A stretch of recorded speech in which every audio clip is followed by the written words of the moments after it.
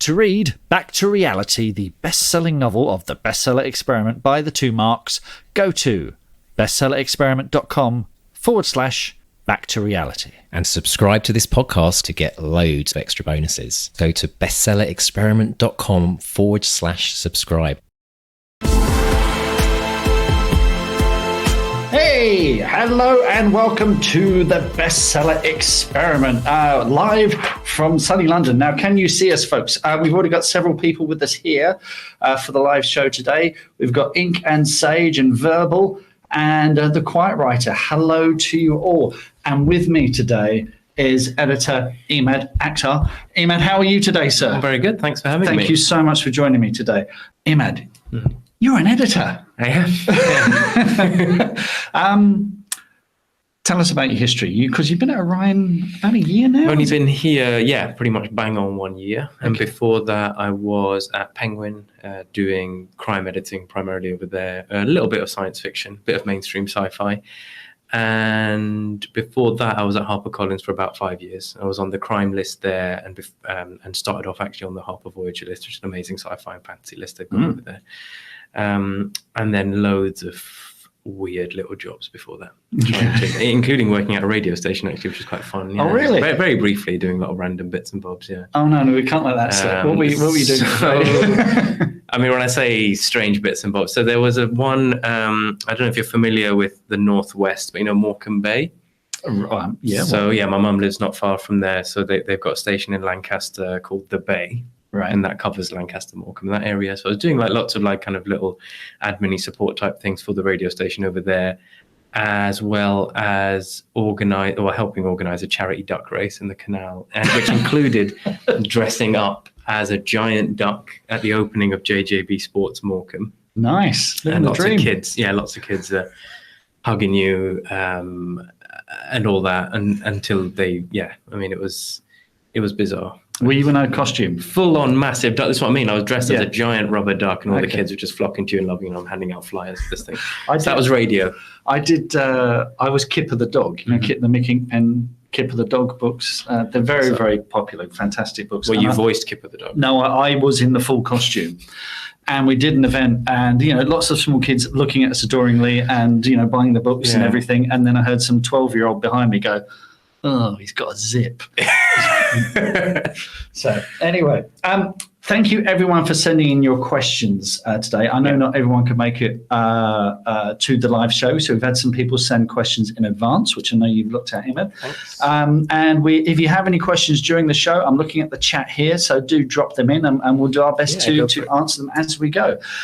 Nikki McKay, who is at Nikki McKay Books on Twitter, this is a good one to start with. What reads originally inspired your book love, particularly child and teenage reads, and were you always interested in books and what have you? Not as much as a lot of people in publishing, actually. Interestingly, a lot of people reading from a very young age in terms of editorial. Certainly, I did a bit, but not loads. When I was very, very young, I think for me it was more as I hit kind of mid-teens, early teens, that kind of thing. The one book I would say that really, really changed the way I think about that and did kind of push me along that way was Curious Incident of the Dog in the Nighttime. Right. It's a phenomenal book, and obviously that was not very long ago. But I was much older by that point. But it was something about a story and character and all of that which could use not very big words to communicate very, very big ideas. Yeah. And really emotional as well. And there was something about the balance of that book that just like absolutely blew my mind when I was at that kind of age. And that's not a young age, but that really did it for me. In terms of when I was really, really young, the thing is I grew up in Pakistan. I didn't speak English and stuff really when we came over here. So for me, it was the whole tradition, in terms of reading and literature and all that kind of stuff was totally different. It was much more in terms of, I've always had an appetite for stories. And I think that's something that hopefully comes through in the books that I've worked on, and certainly the books I love, where it was more my nan would tell me lots of stories when I was growing up, and it was very kind of verbal. So there was not much of a written thing, or certainly not as much, because I was just younger. There was a bit of that, and then I've moved all over the country, and I think that definitely, north, south, east, west, like all over. So I think that did kind of give me this interest in in character and roles and stories and all that kind of stuff. And I spent a lot of time actually growing up right in the centre of London at Middlesex Hospital, which is, you probably know, but it's been knocked down now to replace it with some offices or something. But that was right on the corner of Soho and Theatreland and all that. So I spent a lot of time running around like Soho and Chinatown, and kind of, again, similar sort of age, actually, that kind of mid to late teens.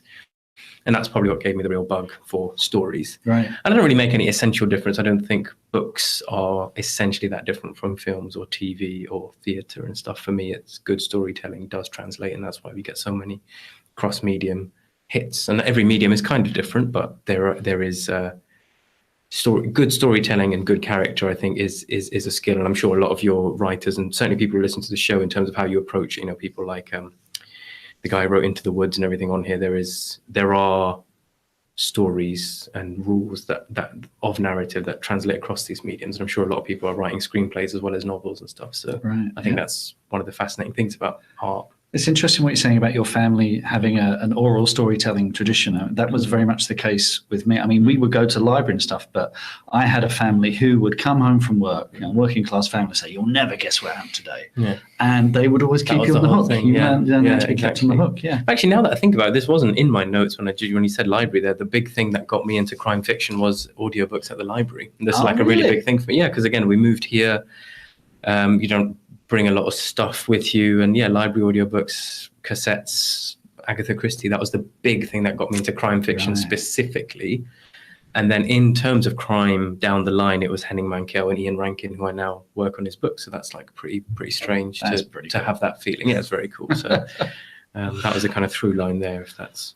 Folks, if you're interested in audiobooks, our deep dive podcast this week is with Paul Stark from Orion Audio, who gives us the real lowdown on audiobooks, which is the fastest growing sector of publishing at the moment. And we also speak to a couple of indie authors, Joe Ho and Michael R. Miller, who take us through the process of how they got their indie published, self-published books onto Audible via ACX, Amazon system for getting them online. Talk about the pros and cons of that. It's an absolutely cracking episode. It's really chock full of information. So let's move on to some of the other questions we had. Steve Gowland, thanks for your questions. It's kind of a two-part question from Steve. What are the most common mistakes made by authors is the first part of that. And the second part is, what can authors do to make the editing process easier for editors? Well, I think it's a really good question. I think the first one's a really good question. I think the second one, by the time we get to the stage of working on the script, I think it is more about the author. So I think beyond putting page numbers on it, I mean, there's not much more I'd say that could make it easier for us, because in a way, as an editor, you want it to be difficult in the sense of you want to be able to engage with it fully and really get your teeth into it. And our job is to kind of push you as far as possible. And that, you know, easy maybe isn't the right word, if that makes sense in a way. The first part, I think there are definitely, especially in kind of crime, thriller, mystery, suspense writing, there are some common tendencies I've seen, especially in first drafts. And this extends from authors who've been working on their books for many, many years, as well as to authors who are more on that kind of regular book a year, sometimes even book every 6 months, to be honest, cycle. And they are, in the first draft, I think that there's pacing issues. It's kind of, if you imagine, it can all get a bit elastic. So I think definitely the final, what should be the first third is more like the first half. And what should be the final third is more like the final fifth. So there's this kind of slightly stretched out effect. I mean, that's definitely, I find quite a lot. So quite often what you end up doing is trimming the early parts quite a lot to help the hook and the pace and, you know, really getting the reader into what is interesting about the story rather than the setup phase, which is quite often, it's very important, but it's very important you do it efficiently, I think, especially on the commercial end of the spectrum.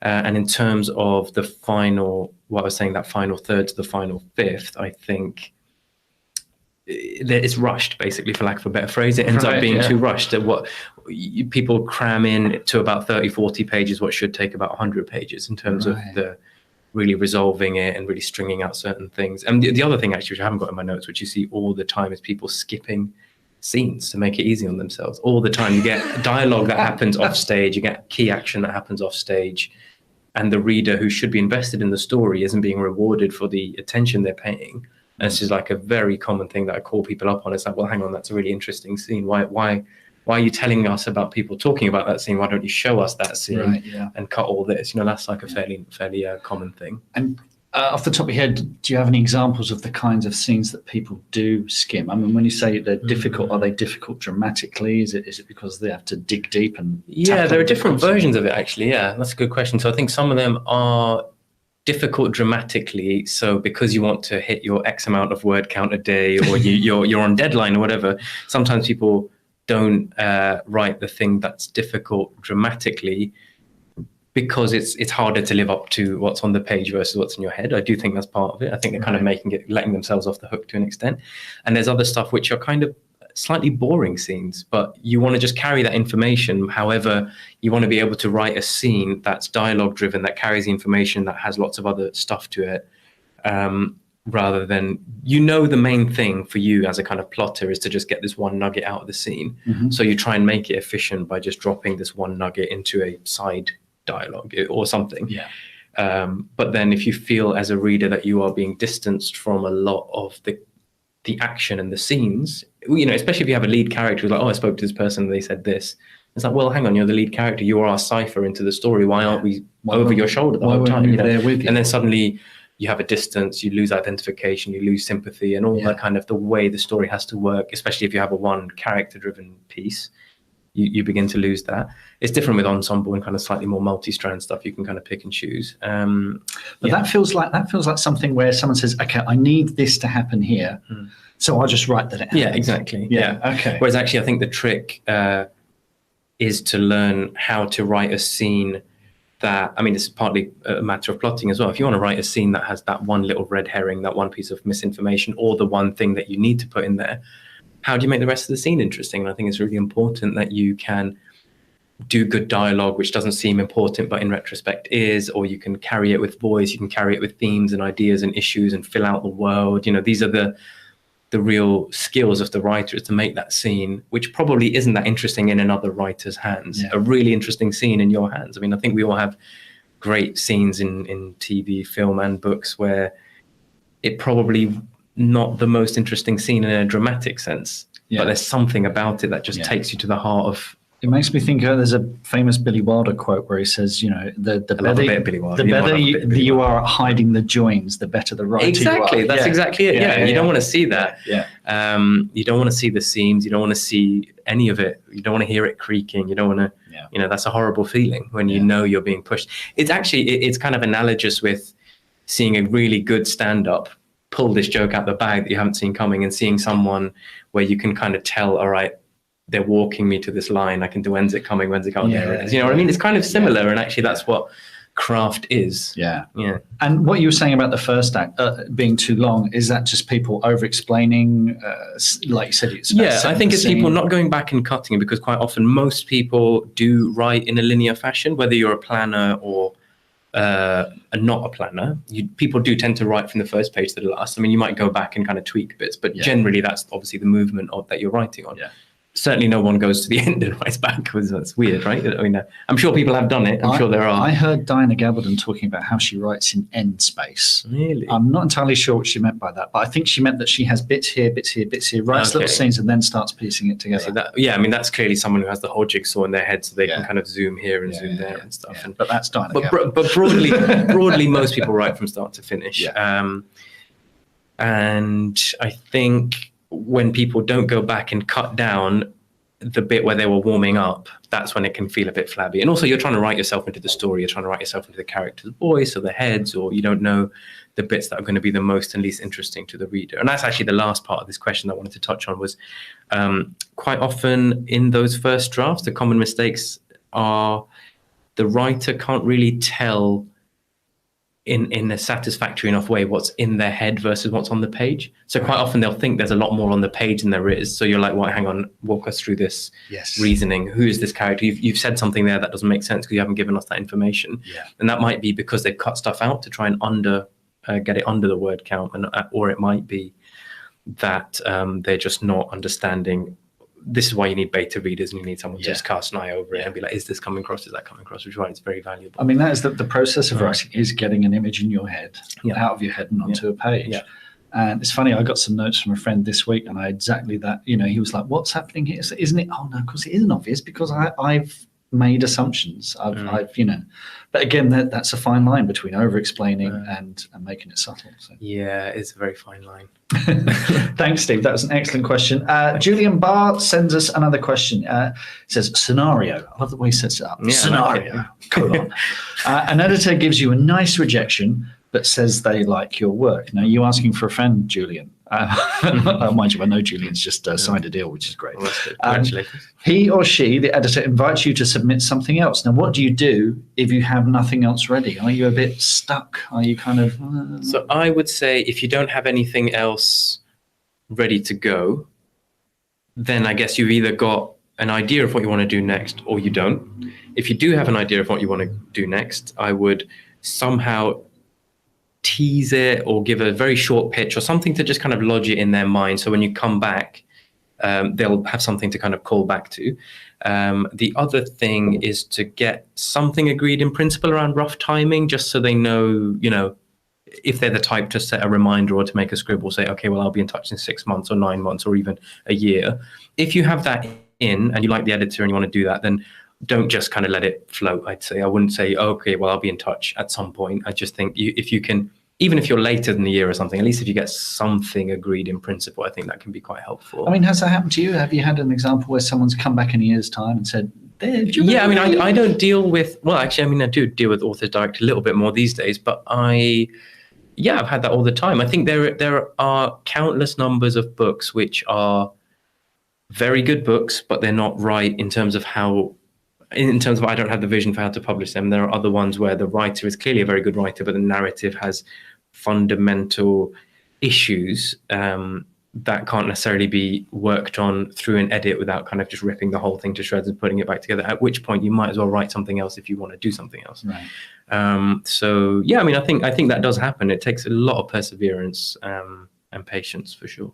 Excellent. We've had a question on the live show from The Quiet Writer. I have a couple of questions. Can you define the roles editors have? What is the main difference between what an editor with a publishing house does and one that an indie author hires? I mean, thank you for that question. Quiet Writer, thank you. I mean,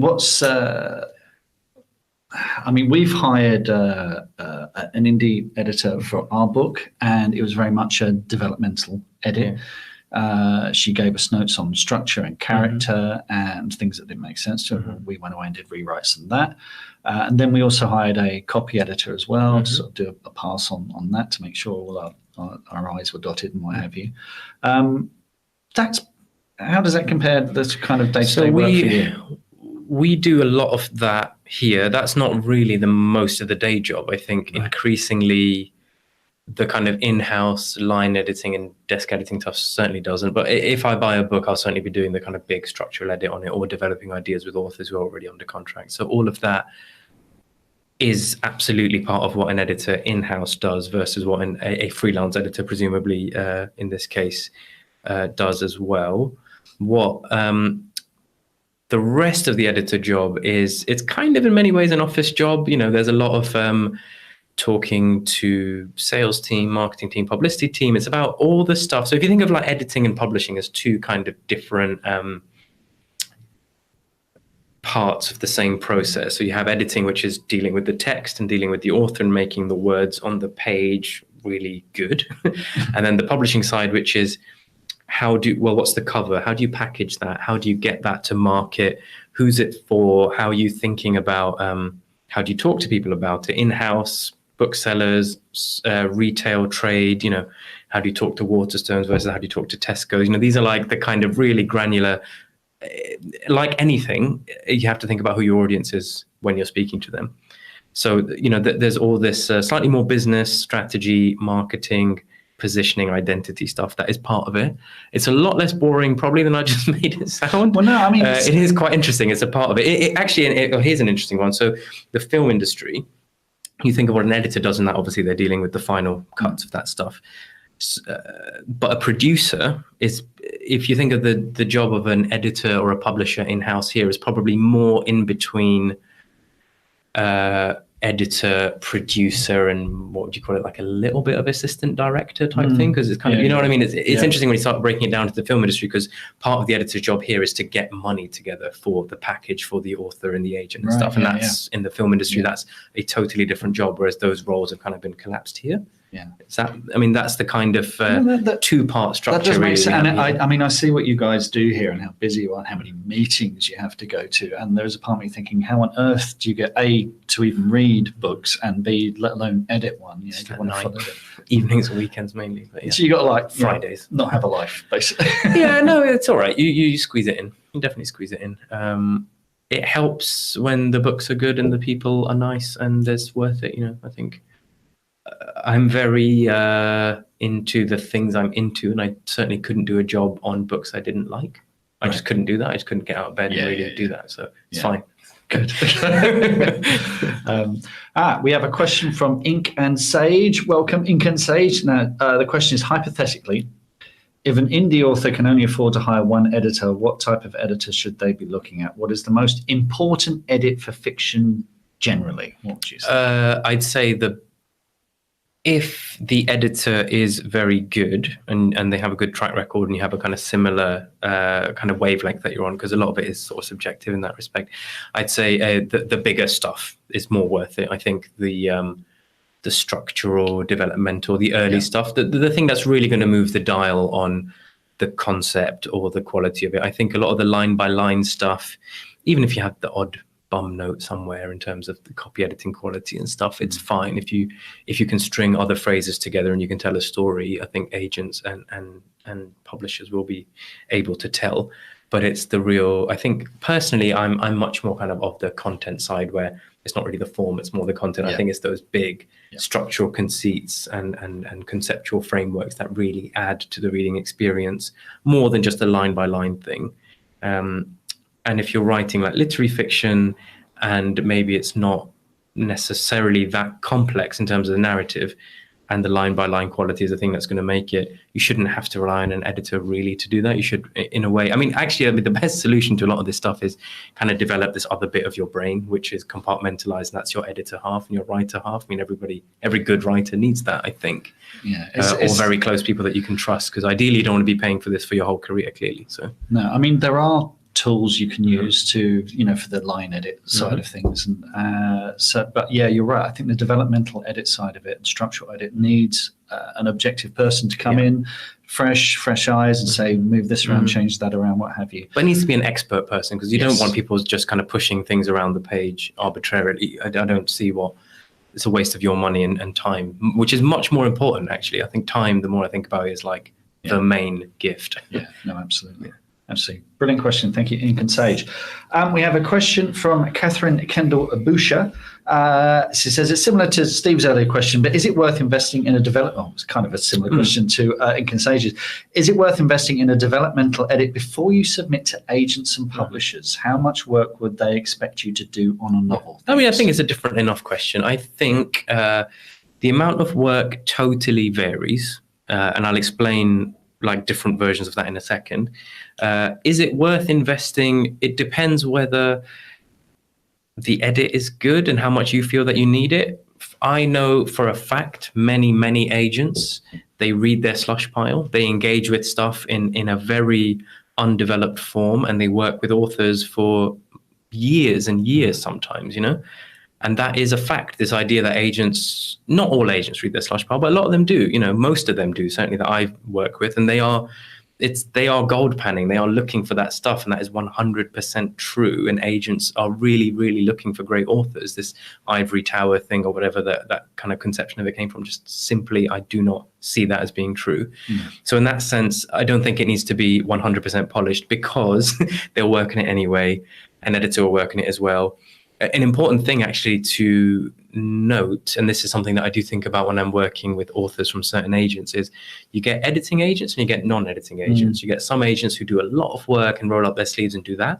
That's great, because the stuff tends to be on a better overall quality by the time it gets to you. But the problem is there's a stamina, there's an inbuilt stamina the author has. And if you have a heavily editing editor and a heavily editing agent, that is going to be tiring. It's fine. It gets done, but that is tiring. It's a tiring way of working. Then you get non-editing agents who would expect the editor to do more of that stuff. And the agent's job is a little bit more to find things, paint kind of broad brush vision, and some of that's very effective. And I actually like working with those agents quite a lot, and in no way knocking it, because I'm very hands-on editor. So I don't want the author to feel like it's all locked in and their heart to sink a little bit when I send them my notes. I'd rather people are ready to go because there is a lot of work. I mean, it's interesting because I actually did this for the fantasy novel that I've written, The End of Magic, which is on Unbound now. Please pledge. I did actually pay an editor to give me a developmental edit on that before I sent it to an agent. Yeah. And what was interesting was I sent it out to about 6 agents to start with and got an agent in a few days. And I think having knocked it into pretty good shape. So that was worth it. I think it was, I mean, who knows? Who knows? I mean, but definitely the notes that editor gave me definitely made the book a better book. No question whatsoever. But I know I've got a friend of mine who is with Juliet Mushens, who's a very hands-on editor. Yeah, she is. And I know she's taken his book and he's done a massive rewrite. And he's saying it's just beyond what he could have imagined. He's in really, really good shape. So I mean, either of those can work, I guess. But I think the other thing, Catherine, is it's you do want your book to be in as good a shape as possible before it goes out. So I mean, I guess if like me, I mean, I find it difficult to develop that editor side of the mind that you were talking about, because I can lock it away for 6 weeks and that kind of works. But we might not always have 6 weeks or 6 months, or however long it takes to get that distance. Yeah. So I'm it's horses for courses, I guess. I think if you're going to do it, you have to be ready to throw out a lot of it. That's the thing. I think if you're going to spend that money and you are inviting someone else kind of into that space, you have to be willing to listen to them. And it really does vary. I think if you're even wondering whether it's worth it, then that's probably a sign that it might be worth it, because I think a lot of authors just wouldn't even want to share it, because a lot of people get very weird about that kind of thing. So that's a sense that you maybe are a very collaborative writer and can see the value in that. Cool. Excellent. I've got a question from Andy Bowden, who says, who's your favorite WWE wrestler? It's a really hard one. It is. It is a really hard one. Now, I would probably say Ultimate Warrior, probably. You gave that more thought than I gave it a lot of thought. I was a huge wrestling fan growing up, and I think that when I was a certain age, it probably was Stone Cold. But yeah, I think overall, Ultimate Warrior. Yeah, I mean, I'm fascinated with wrestling. I keep wanting to write something about early 90s wrestling, not a book, but just an article type thing, because I think there's a lot of amazing juice in that. So storytelling, it's great storytelling. It is great storytelling. Yeah. And I sat opposite a guy on the train once who lived in London. I mean, I don't know, he could have just been making this whole thing up, but he lived in London. He had some tech startup type thing in Brick Lane or somewhere east like that. And he was saying, he was an American guy, and he was saying he used to be on the writing team for WWF, back when it was WWF in the early 90s, in the heel department. Because they have faces and heels, which is faces are good guys, heels are bad guys. So they had different departments to kind of develop these characters, and then they'd kind of get together and have inter-department meetings to work out the storylines of how they'd interact. Right. And I asked him a lot of questions, because obviously that was the best person who could have sat opposite me. And he claims to have been involved with the invention of The Undertaker as a character. Wow. So it's way too much information on this. But basically I had a lot of questions on him of so when you approach this, how much did he look at, society and what's in the news and all this kind of stuff, because there's so much in the WWF stuff, particularly in that era, that links so strongly to the news and propaganda in a sense, in a good and bad way. But anyway, it's really interesting to me. You must have seen Glow on Netflix, Gorgeous Ladies of Wrestling? No, because it's not WWF. I'm only really interested in that. It's such a good show. Really? It's really well written. I've heard good things. I'm not watching that much TV. I'm just reading, actually, in a good way. I'm enjoying reading a lot, which isn't always the case. Well, look, don't record it. Here's a question. Yeah. Some new people on Belle Den bounces in for a minute while hiding from the boss. Hi, Belle. Don't get in trouble. boss. And Jack Logan, damn, we'll have to go. We'll catch up later. Really interesting. Jack, Oh, come that's good. back. Thanks, Jack. Question from Ink and Sage. Do you ever have to work on books that you really viscerally dislike? And are you generally able to tell how you're going to feel about a book early on, or are you sometimes surprised? That's a very good question. Viscerally dislike. You don't have to Not these days, certainly. There has been. I'm very lucky now. I mean, I've got a very sweet gig now because, it's very nice. Yes, in the past. It's not even like dislike in the sense. I mean, I know friends who've worked on books where they like, violently disagree with what it's about or what, just all of it, in some way. It makes them angry more than anything. I get sad before I get angry. So I tend to just get bored of stuff that I don't like. You know what I mean? Like it's only one book that comes to mind and I had to edit it. And this stuff was like the most strong anesthetic you've ever read. I mean, this put me down like elephant tranquilizer every time I read it. I've never had a book just knock me out every time I've tried to read it. So yeah, that one was bad. Obviously, I've given no details, so that's probably enough. I'm checking my yes, basically. I sent you a book 8 years ago. so that's one. And are you generally able to tell you're going to feel about a book early on? Are you sometimes surprised? In terms of the submissions that come in from agents, that's probably where the most surprise is, because you just never really know where it's going to go. Once you're editing a book, you've obviously read it once already anyway. In terms of when a book comes back, this is niche, obviously, but this is probably my favorite moment is when an edit redelivers. The second draft, that is my favorite moment in many ways. I mean, obviously the first draft arriving is more objectively exciting because you've not read a single word of it, or that amazing moment when you're reading a submission for the first time and you're beginning to just feel it kind of grab you by the throat. That is an amazing moment. But that moment, especially with debuts, the first time you've worked with someone properly and their second draft comes in and you are hoping they've got it, and you're hoping they've kind of put their own spin on it. They've not just slavishly followed stuff. And there is a big thing. There are some authors who are terrible first draft writers, but amazing second draft writers, and authors who are amazing first draft writers, but actually not that good at second drafts. It's a real thing. Right. And I tend not to do more than 3 drafts. It's sometimes 4 or 5, but they're like getting pretty granular by that stage. So that first and second draft are the ones where you really see those big changes. And that's a great feeling for me. So that is probably when the most surprise comes in, when I'm like thinking, okay, they took my note on that and they did their own thing on it. And I'm so happy. I mean, I had that with the first book I bought here, this book called The Adults, which is just very, very, very funny book club novel. And I gave the author, Caroline, and that's not out till August or something, but I mean, if anyone remembers, if you want to read a funny book, definitely check that out. I gave her a bunch of notes on it and she kind of got all of them and we discussed it. And then she just added so much stuff, taking the spirit of the notes and doing her own thing. And I was like, she's a genius. She is absolutely brilliant. That's an interesting thing, because I think an author, particularly if it's a new author, thinks, okay, an editor's given me a set of instructions and I must follow those instructions to the letter and do no more. Otherwise I'll break it. But you like it when an author goes, okay, great. And I can do this and I can do this as well. I mean, I don't want a list of people who are only just really following instructions. I want a list of people who are like expressing themselves and doing the best work they can.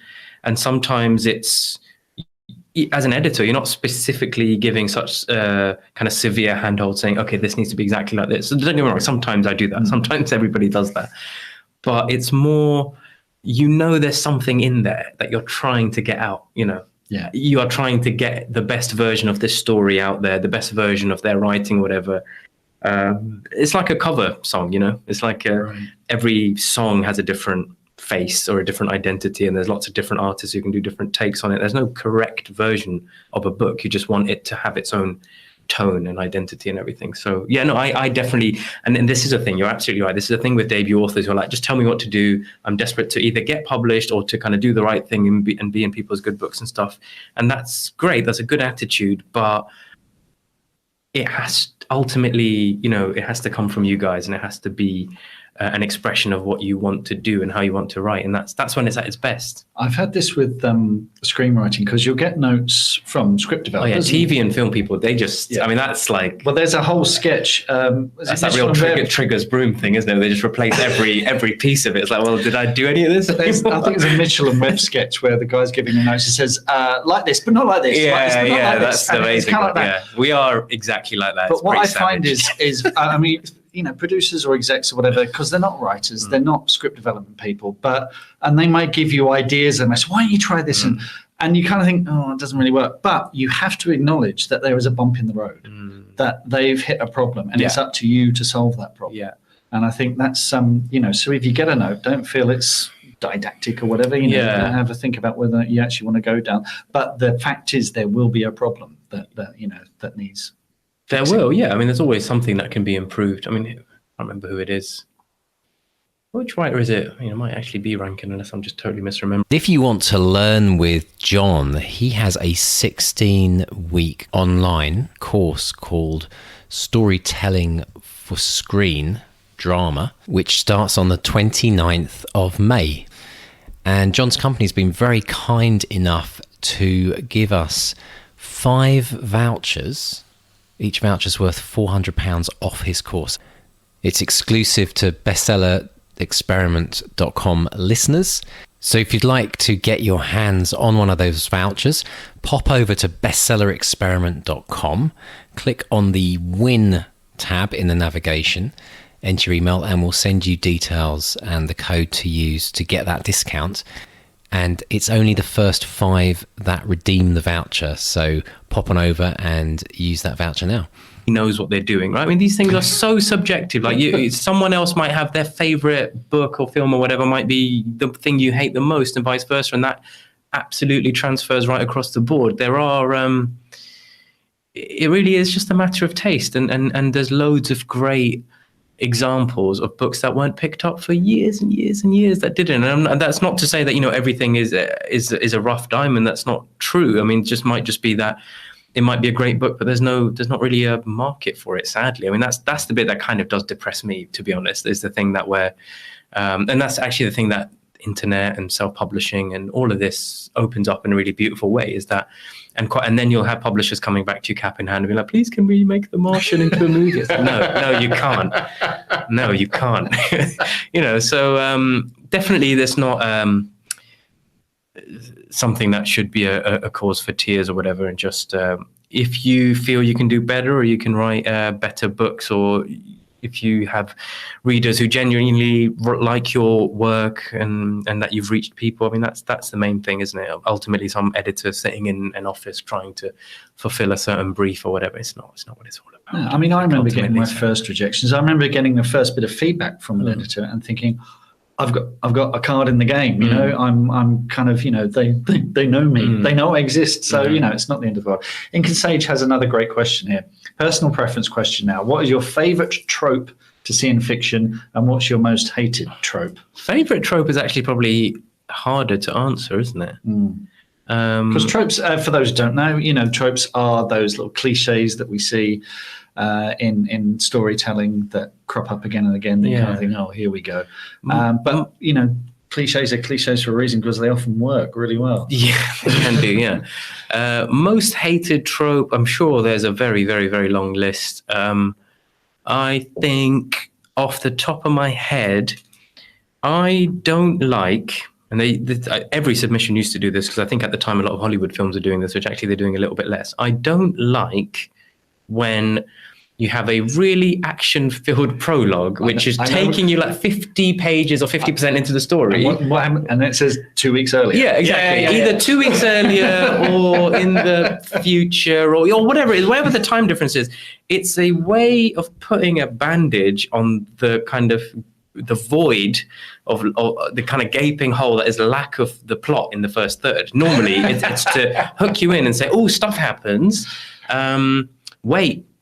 Just wait, you'll see. And it's like, well, why don't you just structure it in a way that is actually intriguing anyway? I just think it's a bit of a crutch. Personally, I feel like, and that's not to say I would just slam a book down that does it. It's in many ways, like you said, with cliches, it's a very effective tool in a lot of ways, but it's a question of how do you reinvent it, or how do you put your own spin on it, or make it something interesting as a result. But that's definitely something that does rankles with me. Only if then the subsequent 50 pages nothing happens, because then I'm like, okay, you did that to cover that up. It's very much like when you're leaving a place and this is 100% based on a real story, when you're leaving a place that you rent and you start putting all the luggage and everything on the floor to cover up all the scorch marks from cigarettes. And then the landlord goes around looking under. Let's not go there.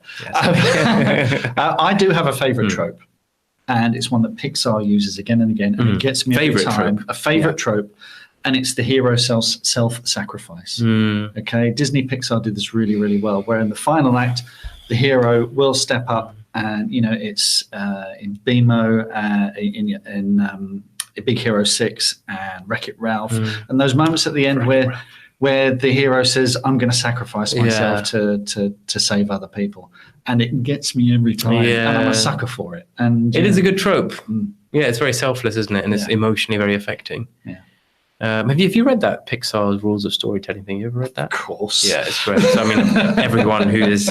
we'll put a link up. Yeah, it's one of... I mean, it's quite specific to the way they tell stories, but you'll read it and then you'll kind of you hack into like a lot of the way they do tell stories, and it's very character driven. It's really, really good. I'd highly recommend it. Yeah, they're fantastic. They're really good stuff. Right, we're running out of time, so let's whiz through some of these. We had some come online. Sean Davidson, thank you for your question, Sean. What are some of your favourite books on all things craft? Oh, okay, absolutely. You mentioned Sean Doverston. Sorry, Sean. I said that wrong. Now you mentioned John York earlier, Into the Woods, which is my favourite one of them. Do you have any particular favourites? Yeah. I mean, I geek out on this stuff and talk about this all day. So, a really, really underrated one, although it's not specifically on novel writing, is a book called The Playwright's Guidebook by Stuart Spencer. I think it's Stuart Spencer. Yeah, I'm pretty sure it's Stuart Spencer. So that's more on writing plays, and I think especially the first half of that book, it's very, very good at anatomizing what conflict is and what tension is, and that's kind of that's the fuel for every scene, basically. And it's kind of teaching in the really absolute basic rudimental way, person A wants this, person B wants that, how do you create a scene out of that? And I think that is something that will work for screenplays, it'll work for film, it'll work for play, it'll work for radio play, it'll work for anything, so that is, it does a lot more, but I think there's something really brilliant about the way he writes. What's that book again? The Playwright's Guidebook by Stuart Spencer. I did have a copy, and then I lent it to someone, and I got another copy and lent someone, and it gets taken every time, which is a sign of a good book. So that's one.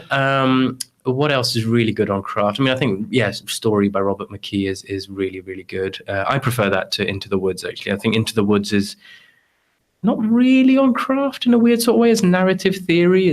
But in a way, it kind of feels a bit less for me, pointy. The difference is Story, the Robert McKee one, was the one that came along and, along with Vogler, said these things need to happen in your story. And I think the important thing with John York is he says why. He explores why. So it is very good at that. So I guess it's still that little touch more academic. Yeah, if you're the kind of writer who wants to know why does it need to be this way and how does that function, then absolutely. Vogler and Campbell and all that kind of like through anthropology into kind of like narrative criticism and stuff, I guess, is very valuable.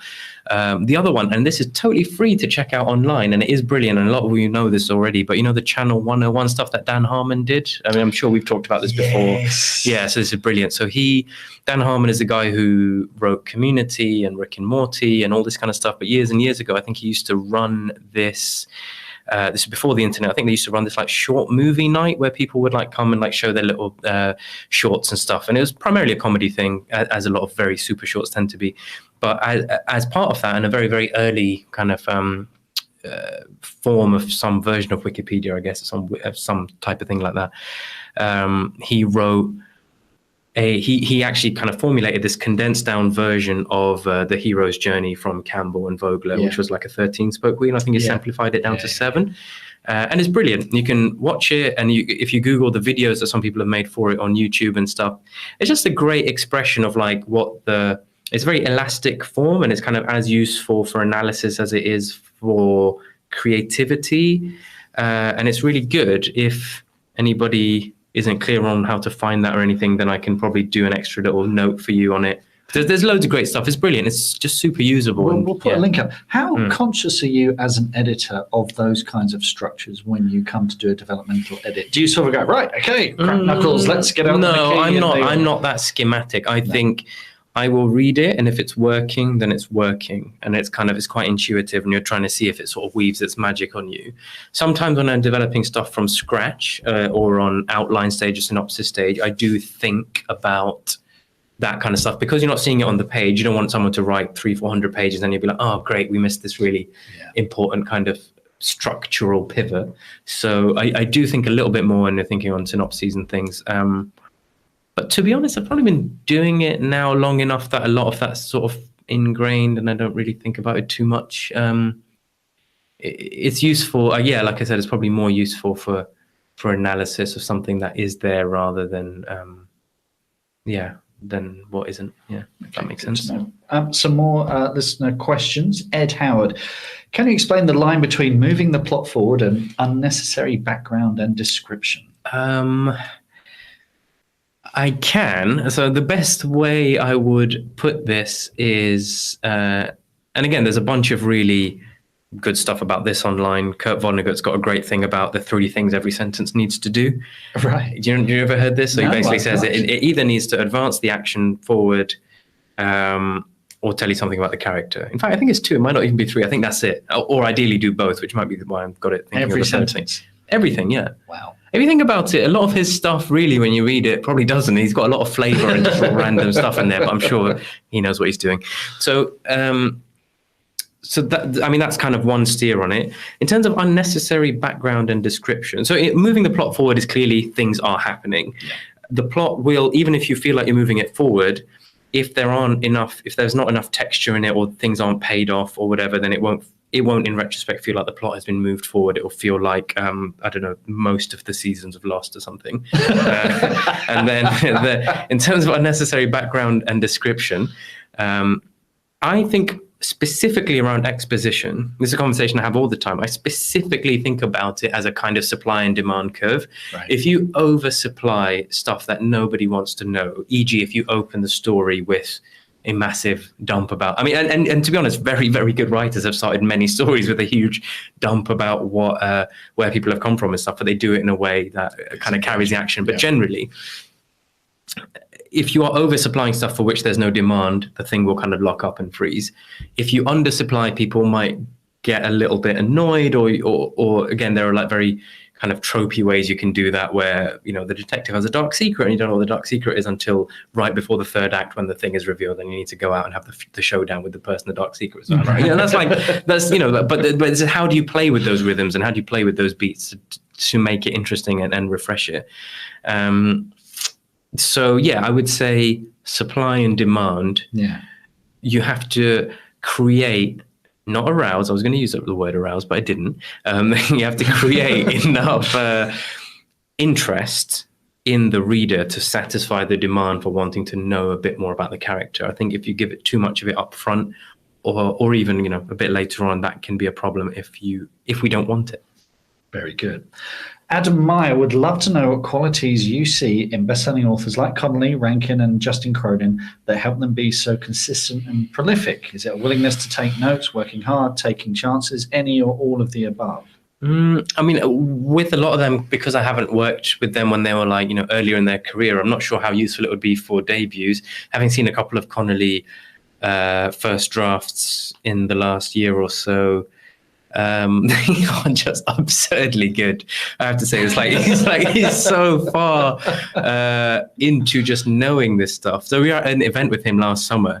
Quite often writers tend to slow down in their career for whatever reason and stuff. But he was saying, because in terms of the things you suggest, Adam, working hard is Connelly's MO. He is unbelievably hardworking, and he said when we were at Waterstones Piccadilly, he was just in town for one night. He did this event, and he said, if I was crafting furniture or tables or chairs or whatever, I'd get quicker the more I did. Yeah. And actually, I can write, because he wrote 2 books last year. I can write 2 books because I'm quicker at doing it. Yeah. He's also just kind of internalized a lot of the stuff and the structure and the mechanics and all that kind of thing. So I think it's hard to know really what to learn from him, I think, as an early writer, because he is just a massive genius anyway. But also, I mean, he says he doesn't keep any notes. We were asking him about this over dinner. He says, yeah, everything that's on the page is what's on the page. Right. There's no note folder. There's no like look into this or research that. Is just on the page, and it's just the one document. That's what he's working on, which is terrifying. You think like how sorted your brain must be, and you think about the quality the stuff arrives in, let alone the quality it publishes in. The mind boggles. It really does. It does, because I mean, I think of the story as a thing that I carry around with me, you know, like a basket of washing or something on my head, and it's like, well, what's in there at the moment? You know, so it's kind of. But you write a lot across different genres. You write, I mean, whereas he has predominantly written in one. I mean, obviously the books are very different, but there are certain things he can take from book to book that he's learned, which percentage-wise are probably more than what you can take from book to book. And we have a question from Tammy Mercer Gervais, and she says, what sort of questions should an author be asking of editors? You know, should they be asking what your training is, what your experience is, what your style is? That's a very good question. You know, do you make, how would they find that out before signing up with a publisher? I mean, I guess they get to meet you. Or... Yeah, and I guess this probably applies to freelance editors as well. I think the best way, and I kind of do a similar sort of line of questioning with authors, I guess.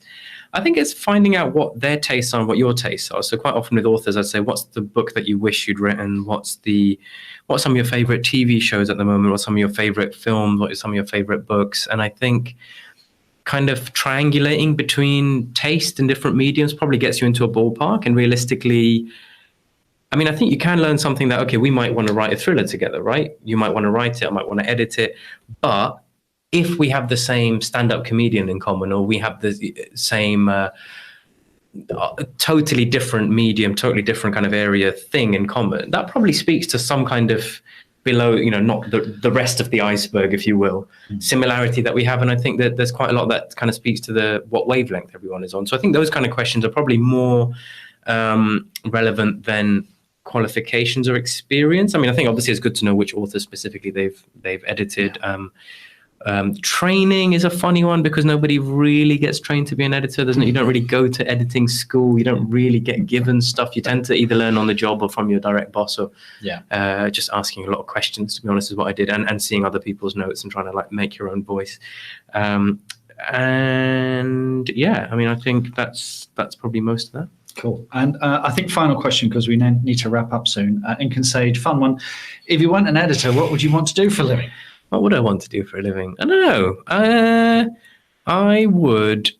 I'd definitely love to run a bookshop or a cinema, or be a cab driver. I would love, I'd love to just drive around London at night. It'd be amazing. That's my like kind of escape plan. If it all goes horribly wrong, I've genuinely, this is true. This is like the weird kind of paranoid sort of background that I come from, where like I've got enough money saved at all times that I can buy a Prius and just become an Uber driver. Really? Yeah. Because in case it just goes horribly wrong, I've got to like be able to work. I'm not like being bankrolled for this. So that's like kind of weird. Any of those things. I'd love to be good at music. I mean, if we're really getting hypothetical about it, I'd love to be able to play piano or guitar or something and do that. I just think that would be amazing. Get into Bob Dylan's band and just follow him around. Well, thank you everyone for your questions today. Thanks. We do have to wrap this up now. Do please subscribe, rate and review the podcast on iTunes, and come and see us online. We're on Bestseller Experiment on Facebook. On Twitter and Instagram, we are at Bestseller XP, and we have pretty pictures on Pinterest. And do come over to bestsellerexperiment.com and check out The Vault of Gold, which is our free ebook. And we have interviews with people like Michael Connelly talking about their careers. It's a fantastic. It was in the back of a car, actually. So download that there. And if you've enjoyed this and you think, I want to check out one of those live shows, then become one of our Patreon chart topper supporters. Go over to bestsellerexperiment.com/support and pitch in and support us there. Thank you so much for joining us today. I know you're a very, very busy man. You are. Seriously, his feet never touch the ground down here. And do do come and see us again one day. I would love to be back. Yeah, I mean, if Fantastic. people like that or found it helpful or want anything more specific or stuff, yeah, I'd love to come back. Yeah, it would be great. Yeah. Thank you. And thank you everyone for your questions Yeah, tonight. thanks. And thanks to Dave, our editor, for keeping the ship sailing. And Thanks, Dave. and it's goodbye from Mark, and it's goodbye from Emad. Bye for Goodbye. me. Bye.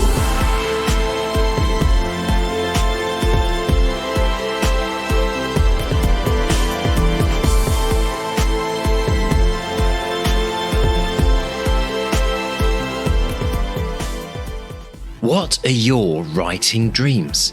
Finishing that book? Quitting the day job? Becoming a best-selling author?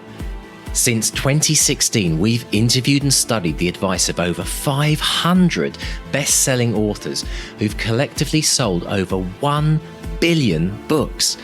And in the Bestseller Academy, we've incorporated powerful and proven strategies for success, inspiring fiction and non-fiction authors just like you to reach new heights and write their best book ever. Ready to take your writing to the next level with accountability, craft, coaching, and the most inspiring and exclusive community of like-minded writers? Well, your bestseller dreams are just a click away. Join us today at bestsellerexperiment.com/academy. That's bestsellerexperiment.com/academy.